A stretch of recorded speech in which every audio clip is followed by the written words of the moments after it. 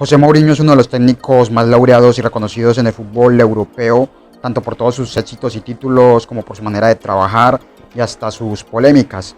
En el último tiempo quizás ha ido perdiendo relevancia y hoy en día no está en el top mundial de entrenadores, pero hace 10 o 15 años era sin duda uno de los mejores. Por lo que vamos a hablar de los jugadores que bajo la dirección de Mou mostraron su mejor nivel y crecieron más como futbolistas. Así que sin mucho más, comencemos. There's Rooney, overhead kick, oh my word, that's amazing, that's sensational, I just can't believe what I've seen, only Wayne Rooney can produce a piece of genius like that. Recordemos que el primer gran éxito de Mourinho fue sacar campeón de Champions en 2004 al Porto, un equipo que no contaba con grandes figuras más allá de Deco, pero sí habían jugadores muy interesantes, aunque más bien Mou hizo que se dieran a conocer y recordar. Uno de ellos era Paulo Ferreira, lateral derecho que fue ganando polivalencia, ya que al ser bastante fuerte en el juego aéreo podía actuar también de central y en el medio campo. Como digo, un jugador muy fuerte por arriba y férreo en la marca, que Mourinho le dio un salto de calidad y se lo terminó llevando luego al Chelsea, donde también destacó bastante en esa primera etapa del técnico portugués en Inglaterra. Luego ya iría perdiendo continuidad en el equipo londinense hasta que se retiraría en 2013 tras ganar la Champions también. Paulo Ferreira, el jugador que destacaré de ese Porto campeón de 2004. El que probablemente sea el jugador que ha tenido un rendimiento más alto con José Mourinho es Didier Drogba, el delantero marfileño que si bien en el Marsella ya había dado años goleadores de mucho mérito, digamos que fue en el Chelsea donde dio ese salto definitivo a la élite a sus 26 años en ese momento.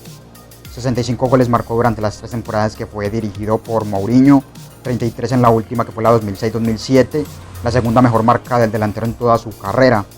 Y sabemos que fue pieza clave en ese Chelsea que se interpuso al Arsenal y a Manchester United ganando la Premier en las 2 primeras campañas. Mourinho hizo de Drogba uno de los mejores delanteros del momento e incluso el jugador era muy fiel al técnico y tenían una excelente relación.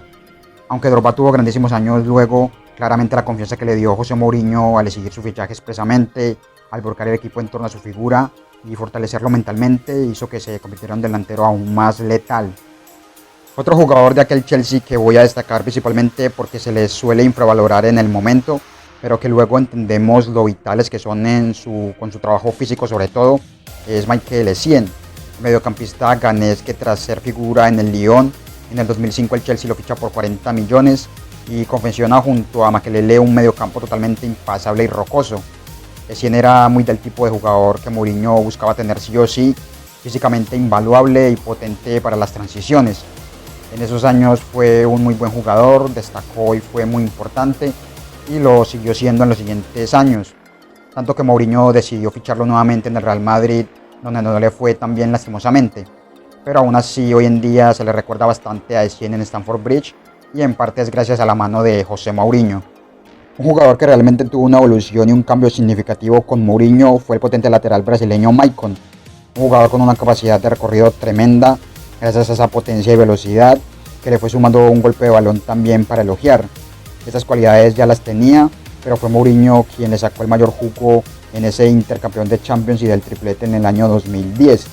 En esas 2 temporadas que estuvo el técnico en la escuadra interista, Maicon mostró un nivel altísimo que fue capaz de replicar en la Copa del Mundo de Sudáfrica entrando en el 11 ideal del torneo. Ni en el Mónaco, ni en sus primeros años en el Inter, ni en el City después, por ejemplo, Maicon tuvo un rendimiento tan alto como el que mostró mientras estuvo al mando de José Mourinho. Así que es uno de los jugadores que más se le vinculan al técnico porque le sacó lo mejor posible. Caso similar al de Maicon fue el del delantero argentino Diego Milito, un jugador que en su momento era muy infravalorado, que no era considerado como uno de los mejores del mundo y que no estuvo en grandes equipos más allá del Inter. Con la camiseta nerazzurri la rompió sobre todo en ese año de la Champions, donde fue la gran figura en la final ante el Bayern Múnich, marcando los 2 goles y dejando una actuación memorable de manera individual. Tanto fue el rendimiento ese año que muchos discutían que podría merecer tranquilamente el Balón de Oro de ese año, así que de ser un delantero de mediana reputación en Europa, pasó a ser uno de los mejores del mundo y fue justamente con José Mourinho como técnico, por lo que está claro que la confesión colectiva que instauró Mou en ese Inter le permitió a Milito ser una de las máximas figuras mundiales en ese momento. Pasamos ahora a hablar de un futbolista con una calidad técnica totalmente distinguida en este siglo como lo es Mesut Özil. El alemán venía de hacer un buen mundial en 2010, y era de los jugadores más prometedores del fútbol alemán. Mourinho lo ficha para su Real Madrid y es con el técnico portugués con quien muestra su rendimiento más alto. Mou siempre ha jugado en el medio campo con 2 o 3 futbolistas de más músculo y trabajo defensivo, y luego con un mediapunta clásico que sea el encargado de dar fútbol. En el Porto fue Deco, en Inter Sneijder, y si incluyo a Özil y no a estos dos es porque en el caso del holandés ya era un crack antes y José Mourinho lo que hizo fue aprovecharlo, y Deco tendría sus mejores años posteriores en el Barcelona. En cambio, Özil era un jugador con una calidad impresionante, pero a su vez muy intermitente.